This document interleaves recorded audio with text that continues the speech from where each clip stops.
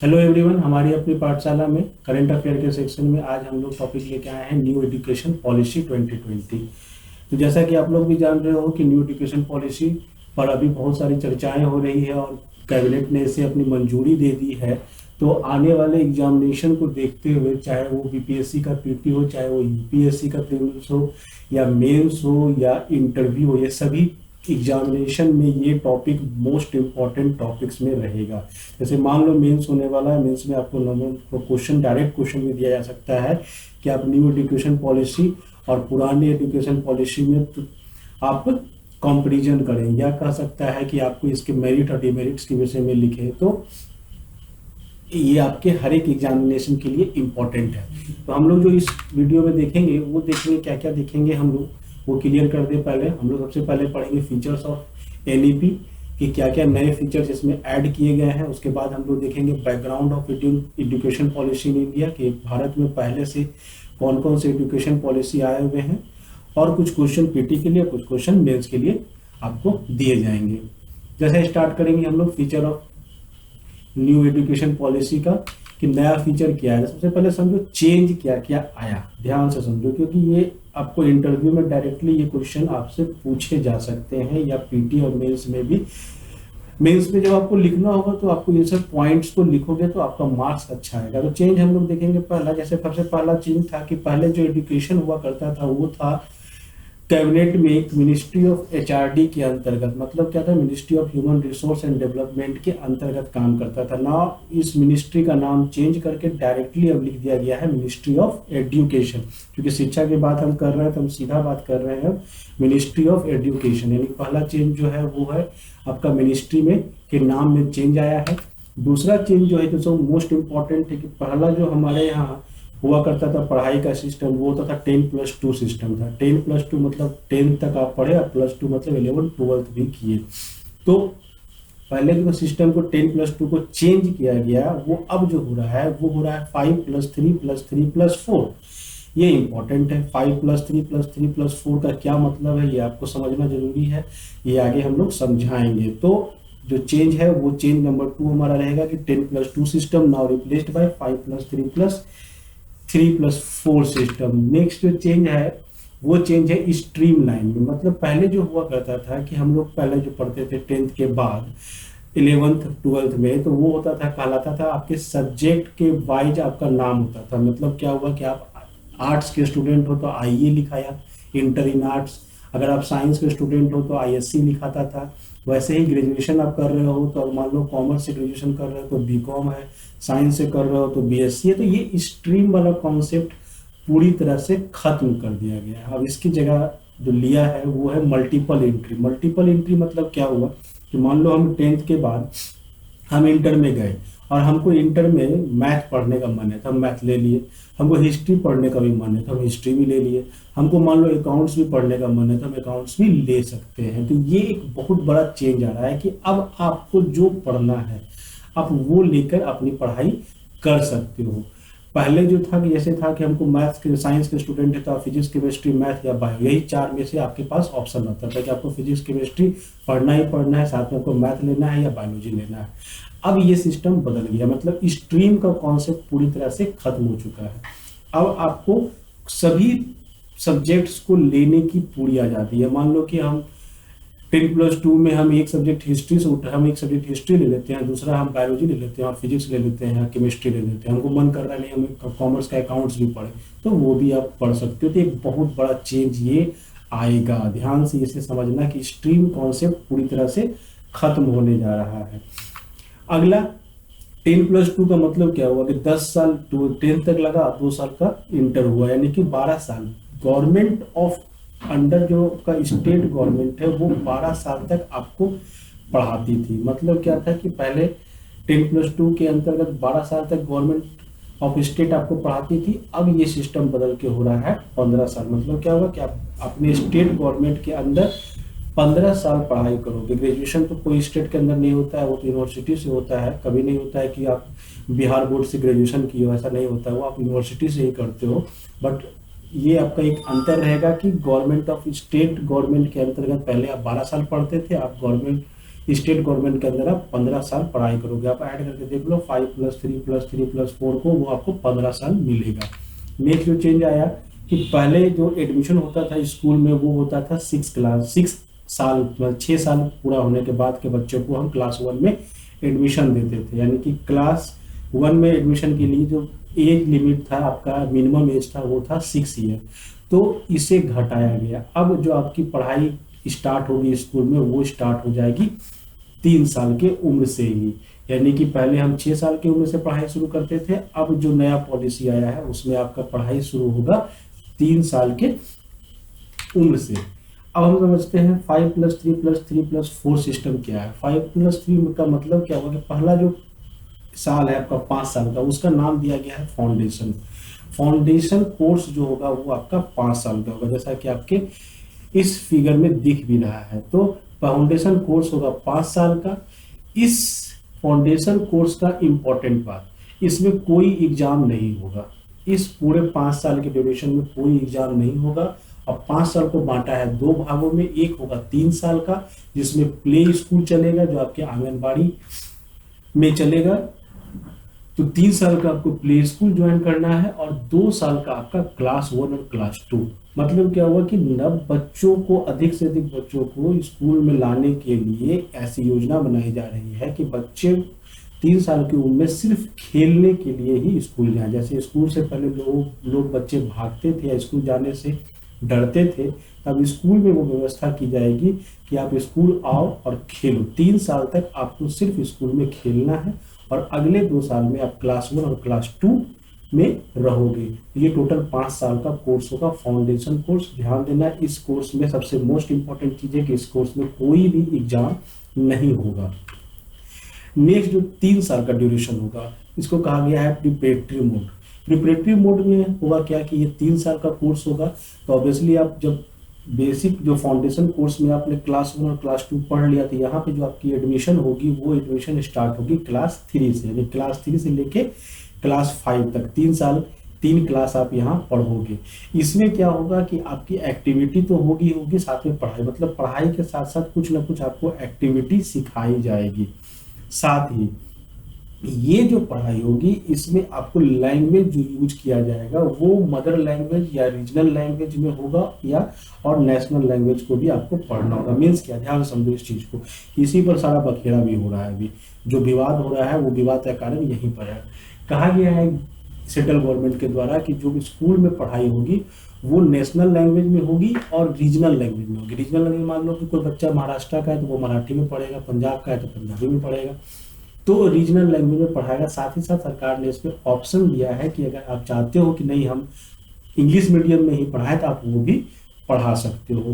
But यहाँ पर regional language को ध्यान में रखकर ये पूरा पॉलिसी बनाया गया है, जिससे कि अधिक से अधिक बच्चों को अपनी भाषा में पढ़ाई करवाया जाए, जिससे उसे फायदा हो और उसे चीजें समझ में जल्दी जल्दी आए।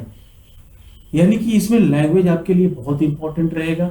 नेक्स्ट जो मोस्ट इंपॉर्टेंट चीज रहेगा इस सेक्शन में कि आपका अब एग्जाम स्टार्ट होगा। एग्जाम जो होगा आपका स्टार्ट होगा। यानी पहला जो था आपका फाउंडेशन कोर्स, उसमें एग्जाम नहीं होता था। इस कोर्स में आपको एग्जाम भी देना पड़ेगा, यानी क्लास 3 से एग्जामिनेशन स्टार्ट होंगे। उसके बाद आता है फिर 3 साल का। 3 साल में आपको आपकी कहलाएगा मिडिल स्टेज। ये होगा आपका मिडिल स्टेज का पढ़ाई जो 3 साल का होगा। इस स्टेज में आप बात करोगे तो आप चूंकि वहां 5 तक पढ़ चुके हो तो क्लास 6 से 8 तक की पढ़ाई इसमें होगी। साथ में साथ आपकी कंप्यूटर एजुकेशन इस सेक्शन में कंपलसरी होगा। मतलब क्या होगा कि आगे आ जाके आप अच्छे से कॉम्पिटिटिव दुनिया में अपना नाम बना सको, अपनी जगह बना सको, तो कंप्यूटर एजुकेशन यहाँ पर इंपॉर्टेंट रोल अदा करेगा और कंप्यूटर एजुकेशन को यहाँ पर कंपलसरी कर दिया गया है।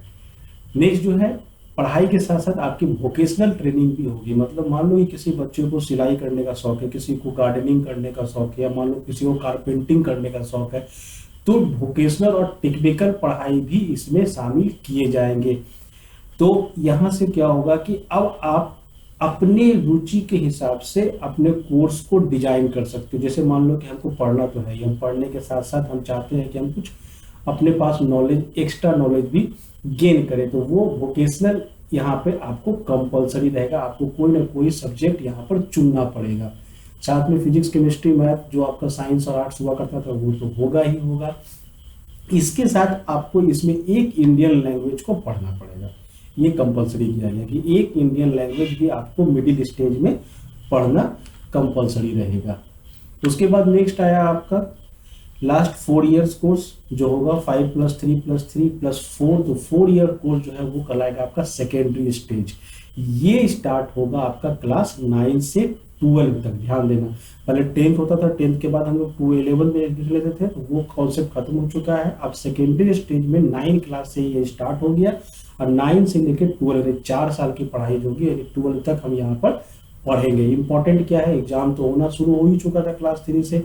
अब जो एग्जाम होंगे वो होंगे सेमेस्टर वाइज, यानी हर 6 महीने पर एग्जाम होंगे, ताकि बच्चों में एग्जाम के प्रति वो सजग रहे और लगातार वो अपनी तैयारियों को करते रहे। इसके साथ मल्टीपल सब्जेक्ट, जैसा आपने बताया, स्ट्रीम कॉन्सेप्ट खत्म हो चुका है। अब साइंस आर्ट्स कॉमर्स का कोई कॉन्सेप्ट नहीं है, मल्टीपल सब्जेक्ट। आप कोई भी सब्जेक्ट पढ़ना चाहे आप पढ़ सकते हैं। आप हिस्ट्री पढ़ लो, साथ में आप मैथ पढ़ लो, साथ में आप कॉमर्स को भी पढ़ लो, ये आपकी मर्जी पर है। इसके साथ साथ इंपॉर्टेंट रहेगा इसमें कि फॉरेन लैंग्वेज भी आपको एक पढ़ने को यहाँ पर मिलेगा। तो ये सरकार का जो पॉलिसी है उसमें आपको इसी प्रकार से 5+3+3+4 सिस्टम लागू की जाएगी। तो उम्मीद है ये कॉन्सेप्ट यहाँ आपको समझ में आया होगा कि किस किस स्टेज पर क्या क्या किया जाएगा। नेक्स्ट हम लोग देखते हैं ग्रेजुएशन। जो ग्रेजुएशन हुआ करता था पहले 3 साल का, अब ग्रेजुएशन होगा 4 साल का। मजेदार चीज यहाँ पर है कि ग्रेजुएशन 4 साल का होगा। पहला साल का ग्रेजुएशन, दूसरा साल 3 साल। पहले जो होता था 3 साल का ग्रेजुएशन हम लोग करते थे। मतलब क्या होता था कि 3 साल के ग्रेजुएशन में अगर मान लो कोई स्टूडेंट फर्स्ट ईयर और सेकेंड ईयर पास आउट हो गया और थर्ड ईयर नहीं, यानी फाइनल ईयर वो नहीं एग्जाम दे या फाइनल ईयर पढ़ाई नहीं करे, उसके पास केवल 2 साल का ही सर्टिफिकेट यानी मार्कशीट है, अगर वो उसके बेसिस पर कोई नौकरी मांगने जाता था तो लोग उसे कहते थे कि आपके पास ग्रेजुएशन की डिग्री नहीं है, क्योंकि आपने पूरा ग्रेजुएशन नहीं किया। इस सिस्टम को खत्म किया जा रहा है। यहाँ पे किया जा रहा है कि 4 साल का ग्रेजुएशन है, अगर 1 साल आप पूरा पढ़ लिए तो आपको सर्टिफिकेट का डिग्री मिल जाएगा, सर्टिफिकेट कोर्स कहला जाएगा वो, यानी उस पर भी आपको जॉब मिल सकता है। 2 साल का अगर आप ग्रेजुएशन पूरा कर लिए तो आपको डिप्लोमा कहलाएगा। 3 साल का कर लिए, जो हम लोग पहले करते थे, तो 3 साल का कर लिए तो वो डिग्री कहलाएगा। और 4 साल का अगर करते हो तो वो कहलाएगा रिसर्च। यानी ग्रेजुएशन 4 साल की होगी, लेकिन जो नौकरी में जो एलिजिबिलिटी होती थी ग्रेजुएशन की वो 3 साल में ही आपको मिल जाएगी। लेकिन आप अगर ज़्यादा पढ़ना चाहते हो आप 4th ईयर भी पढ़ो, उसमें आपको जो डिग्री मिलेगी ग्रेजुएशन इन रिसर्च मिलेगा।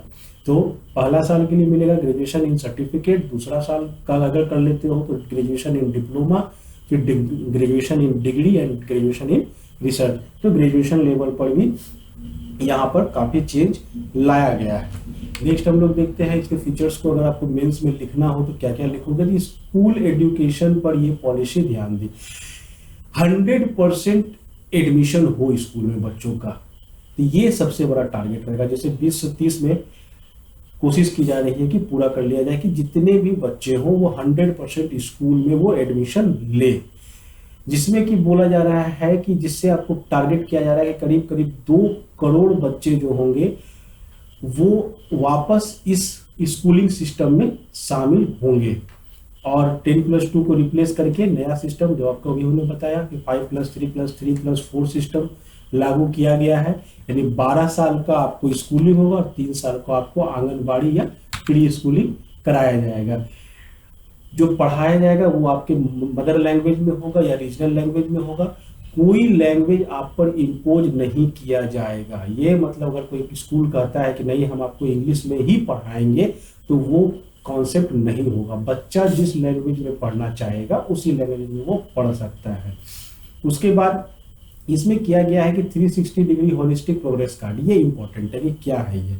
इसमें क्या है, जो आपका रिजल्ट बनेगा, रिजल्ट बनने का जो कॉन्सेप्ट है वो इस प्रकार का है कि रिजल्ट केवल आपके मार्क्स पर नहीं बनेगा। एक तो कॉन्सेप्ट रहेगा मार्क्स का, कितना मार्क्स आपने एग्जामिनेशन में प्राप्त किया। दूसरा होगा सेल्फ असेसमेंट कि आप खुद से अपने आप को बताओ कि आप कितना नंबर अपने आप को देते हो। ये बहुत इंपॉर्टेंट है कि ये आपकी कॉन्फिडेंस बिल्डिंग में ये मायने रखेगा कि आप सेल्फ असेसमेंट करो कि आप अपने आप को खुद कितना मार्क्स देते हो। नेक्स्ट जो रहेगा उसमें रहेगा उसके फ्रेंड्स का। फ्रेंड्स मतलब जिसके साथ वो उसके क्लासमेट है वो बताएंगे उस स्टूडेंट को कि कितना मार्क्स मिलना चाहिए, जिससे आपसी जो उनका प्रेम भाव है वो बढ़ेगा। उसके साथ टीचर खुद भी मार्क्स देंगे कि हमें क्या लगता है कि ये बच्चा कैसा है।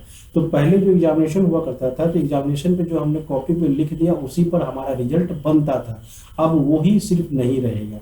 उसके साथ साथ आपका अपना असेसमेंट, फ्रेंड्स का असेसमेंट और टीचर का असेसमेंट, ये सब मिला के ही आपका प्रोग्रेस कार्ड बनेगा। तो जो किसी भी बच्चे के लिए बहुत इंपॉर्टेंट होता है, क्योंकि एग्जामिनेशन में मान लो कि मेरी तबीयत खराब हो गई अचानक से उसी पेपर के दिन और हम नहीं लिख पाए, तो वो एक एग्जामिनेशन का पेपर मेरा कैरियर डिसाइड नहीं कर सकता है। तो यहाँ पे ऑप्शन रहेंगे कि आप अपना असेसमेंट खुद करो, फ्रेंड्स भी करेंगे और टीचर भी करेंगे। जो मजेदार चीज है कि टीचर्स के लिए अब कर दिया गया है कि उन्हें कम से कम जो मिनिमम डिग्री होगी किसी भी टीचर के लिए वो होगा 4 ईयर इंटीग्रेटेड बीएड डिग्री, यानी 4 साल का इंटीग्रेटेड बीएड डिग्री जिसके पास होगा वही टीचिंग लाइन में जा सकेंगे। हायर एजुकेशन के लिए जो ग्रेजुएशन करना या उसके ग्रेजुएशन या उसके बाद का है, उसके लिए 4 इंडिपेंडेंट बॉडी बनाए गए हैं, जिसमें पहला है आपका national higher education regulatory council. ये जो है ये रेगुलेशन करेगा, मतलब क्या हुआ कि कौन कौन सी यूनिवर्सिटी कौन कौन सा कोर्स देगी, क्या देगी, वो सारा रेगुलेशन इनके द्वारा किया जाएगा। जनरल एजुकेशन काउंसिल ये जो होगा ये स्टैंडर्ड सेटिंग, मतलब क्या एक आज के उस समय के परिप्रेक्ष्य में क्या इंपॉर्टेंट है क्या नहीं इंपॉर्टेंट है वो ये डिसाइड करेगी। फिर हायर एजुकेशन ग्रांट काउंसिल ये फंडिंग पर बात करेगी कि कितना पैसा इसमें ट्रांसफर किस फंड को दिया जाए, कितना फंड दिया जाए। और नेशनल एजुकेशन काउंसिल जो होगा ये एजुकेशन के लिए काम करेगा। तो ये दिमाग में बैठाया कि हायर एजुकेशन के लिए अब जो होगा ये 4 वर्टिक्स होंगे, ये 4 वर्टिक्स अलग अलग काम करेंगे और चारों वर्टिक्स मिलकर हायर एजुकेशन को और बेटर से बेटर करने की कोशिश करेंगे। इसमें मजेदार चीज क्या है कि आपको जो एडमिशन का रेट है, मतलब हायर एजुकेशन में, जैसे कि प्राइमरी में मान लो 100 बच्चा गया तो वो पढ़ते पढ़ते पढ़ते जब हायर एजुकेशन में पहुंचता है तो वो जो परसेंटेज है वो 50% बढ़ना चाहिए। मतलब क्या हुआ, 100 बच्चा प्राइमरी में एडमिशन लेता है तो कम से कम 50 बच्चा आपका हायर एजुकेशन तक भी पहुंचना चाहिए। तो इस रेशियो को बढ़ाने की कोशिश की जा रही है। नेशनल रिसर्च फाउंडेशन ये बनेगा, एक बनने का जो प्लान है ये बनेगा एक सबसे टॉप की बॉडी होगी आपके एजुकेशन की दुनिया में, वो बनेगा नेशनल रिसर्च फाउंडेशन, जो बताएगा आपको सारी चीजों को कि किस प्रकार रेगुलेशन किया जाए और क्या क्या चेंजेस लाया जाए। इसमें एक इंपॉर्टेंट बात ये भी है कि फॉरेन की टॉप की 50 यूनिवर्सिटी को, मतलब फॉरेन यूनिवर्सिटी जो टॉप 50 रैंकिंग में आती है उन्हें भी भारत में अपना एक ब्रांच खोलने का मौका मिलने जा रहा है। ये पहले भी हुआ था एक बार जब मनमोहन सिंह की सरकार थी, तो उस समय भी था कि फॉरेन यूनिवर्सिटी को भारत में अपना ब्रांच खोला जाए, बट उस समय कंडीशन ये रखा गया था कि कम से कम 50 करोड़ का उन्हें फिक्स यहाँ पे डिपॉजिट करना पड़ेगा, तभी वो अपना कॉलेज यहाँ पर खोल सकते हैं। बट अब ये फिक्स डिपॉजिट का कॉन्सेप्ट को हटा दिया गया, केवल कंडीशन रखा गया है कि आपकी रैंकिंग वर्ल्ड में 1 to 50 के बीच में होनी चाहिए, तभी आप भारत में अपना ब्रांच खोल सकते हो। तो ये हमारे यूनिवर्सिटी को भी एक अच्छा कंपटीशन देगी और हमारी यूनिवर्सिटी भी उसको देख के अच्छा काम करने की कोशिश करेगी। नेक्स्ट जो अगर बात करें हम आगे, तो नेशनल एजुकेशन टेक्नोलॉजी फोरम बनाया जा रहा है। साथ ही साथ इसमें जो भारत की पुरानी लैंग्वेज थी पाली, पर्शियन, प्राकृत, इसके लिए भी इंस्टीट्यूट खोले जा रहे हैं। और जो महत्वपूर्ण है कि भारत के जीडीपी का 6% ऑफ एजुकेशन में बजट में लागू किया जाएगा, यानी कि एजुकेशनल बजट जो अभी 3% के अप्रॉक्स होता है उसमें अब जो होगा आगे जाके वो जीडीपी का 6% जो होगा वो एजुकेशन का बजट होगा, यानी कि ह्यूज अमाउंट हम लोग खर्च करने जा रहे हैं एजुकेशन के लिए। बैकग्राउंड की बात करें कि इसके पहले क्या हुआ था, जो पहला कमीशन अपॉइंट हुआ था वो हुआ था 1948 में under the chairman of doctor Sarvepalli Radhakrishnan. और जो सेकेंडरी एजुकेशन, मतलब पहले ये तो हुआ प्राइमरी आपका एजुकेशन कमीशन, और सेकेंडरी एजुकेशन कमीशन जो था वो हुआ था 1952 में डॉक्टर ए लक्ष्मण स्वामी मुरलीधर के अध्यक्षता में। उसके बाद नेशनल एजुकेशन पॉलिसी जो थी वो सबसे पहली जो आई थी हमारी, जो आज हम लोग बात कर रहे हैं एनईपी, तो उस समय जो नेशनल एजुकेशन पॉलिसी आई थी वो आई थी 1968 में, जिसे 3 लैंग्वेज फार्मूला भी कहा जाता है, जो कोठारी कमीशन के रिकमेंडेशन पे आधारित, इसलिए कोठारी पॉलिसी भी या कोठारी कमीशन की पॉलिसी भी थी, इसलिए कोठारी पॉलिसी भी कहा जाता रहा है इसे। उसके बाद जो आया सेकेंड, फर्स्ट था 1968। आपसे क्वेश्चन पूछा जा सकता है कि पहला नेशनल एजुकेशन पॉलिसी कब आया था, तो आपको याद रखना ये 1968 में आया था, और दूसरा जो आया था वो आया था 1986 में। इसी के आधार पर आपका इग्नू का निर्माण किया गया था। 1992 में थोड़े से चेंजेज आए, बट इसको हम लोग नेशनल एजुकेशन पॉलिसी नहीं बोल सकते हैं। यानी कि ये हमारा, अगर बात करो तो 1992 केवल उसमें कुछ अमेंडमेंट लाए गए थे कुछ रिकमेंडेशन के आधार पर, और इस पर ही हमारा district primary education programme launch किया गया था, और थर्ड न्यू एजुकेशन पॉलिसी 2020 में आई है। और कुछ बातें जान लें, सर्व शिक्षा अभियान और एजुकेशन फॉर ऑल मूवमेंट जो है वो स्टार्ट हुआ था 2000 से 2001 के बीच में।